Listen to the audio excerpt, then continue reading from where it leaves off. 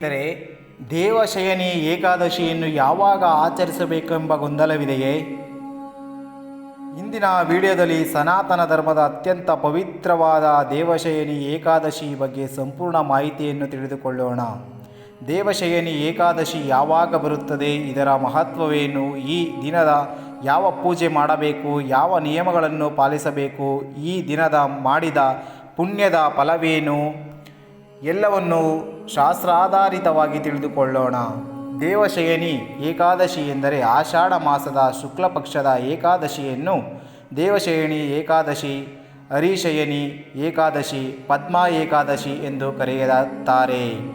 ಪುರಾಣಗಳ ಪ್ರಕಾರ ಈ ದಿನ ಮಹಾವಿಷ್ಣುವು ಕ್ಷೀರಸಾಗರದಲ್ಲಿ ಆದಿಶೇಷನ ಮೇಲೆ ಯೋಗ ನಿದ್ರೆಗೆ ಹೋಗುತ್ತಾರೆ.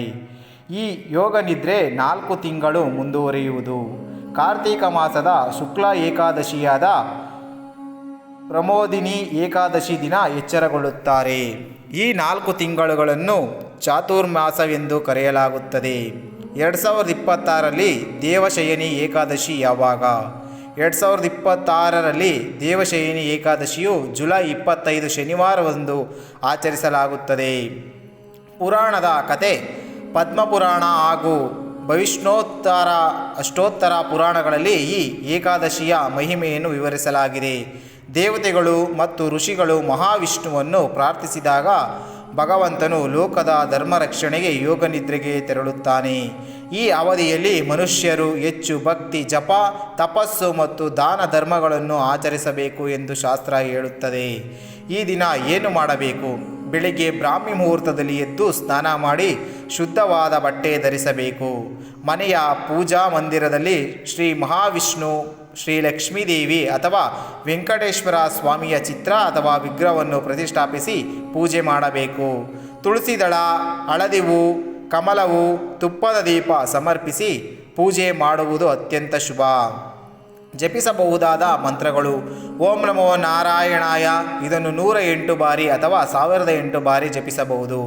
ಓಂ ವಿಷ್ಣುವೇ ನಮಃ ಅಥವಾ ವಿಷ್ಣು ಸಹಸ್ರನಾಮ, ಗಜೇಂದ್ರ ಮೋಕ್ಷ, ಶ್ರೀಮದ್ ಭಗವದ್ಗೀತೆ ಪಾರಾಯಣ ಮಾಡುವುದು ಒಳ್ಳೆಯದು.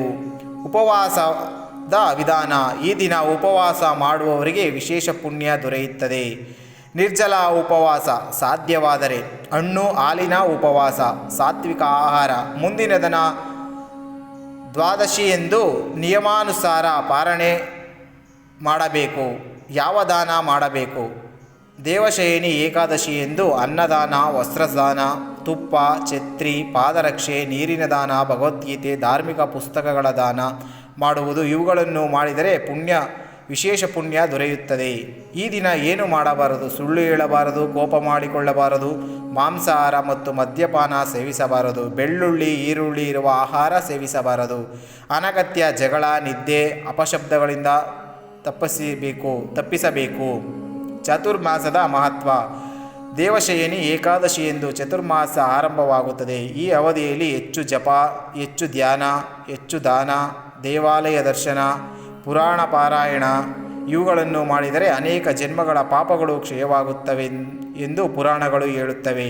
ದೇವಶಯನಿ ಏಕಾದಶಿಯ ಫಲ: ಶಾಸ್ತ್ರದ ಪ್ರಕಾರ ಈ ದಿನ ಭಕ್ತಿಯಿಂದ ಉಪವಾಸ ಮಾಡಿ ಶ್ರೀಹರಿಯನ್ನು ಪೂಜಿಸಬೇಕು. ಪಾಪಕ್ಷಯ, ಮನಃಶಾಂತಿ, ಆರೋಗ್ಯ, ಐಶ್ವರ್ಯ, ಕುಟುಂಬ ಸುಖ, ವಿಷ್ಣುವಿನ ಕೃಪೆ, ಅಂತಿಮವಾಗಿ ಮೋಕ್ಷ ಪ್ರಾಪ್ತಿ ಸಿಗುತ್ತದೆ ಎಂದು ಹೇಳಲಾಗುತ್ತದೆ.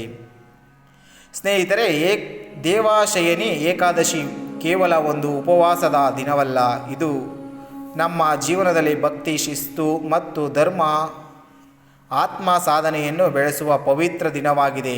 ಈ ದಿನ ಮಹಾವಿಷ್ಣುವಿನ ಸ್ಮರಣೆ, ವಿಷ್ಣು ಸಹಸ್ರನಾಮ ಪಾರಾಯಣ, ತುಳಸಿ ಪೂಜೆ ಹಾಗೂ ದಾನ ಧರ್ಮ ಮಾಡಿದರೆ ಅಪಾರ ಪುಣ್ಯ ದೊರೆಯುತ್ತದೆ ಎಂದು ಸನಾತನ ಧರ್ಮದ ಪುರಾಣಗಳು ತಿಳಿಸುತ್ತವೆ.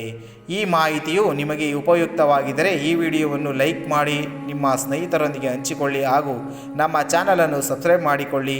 ಓಂ ನಮೋ ನಾರಾಯಣಾಯ. ಓಂ ವಾಸುದೇವಾಯ ನಮಃ. ಧನ್ಯವಾದಗಳು.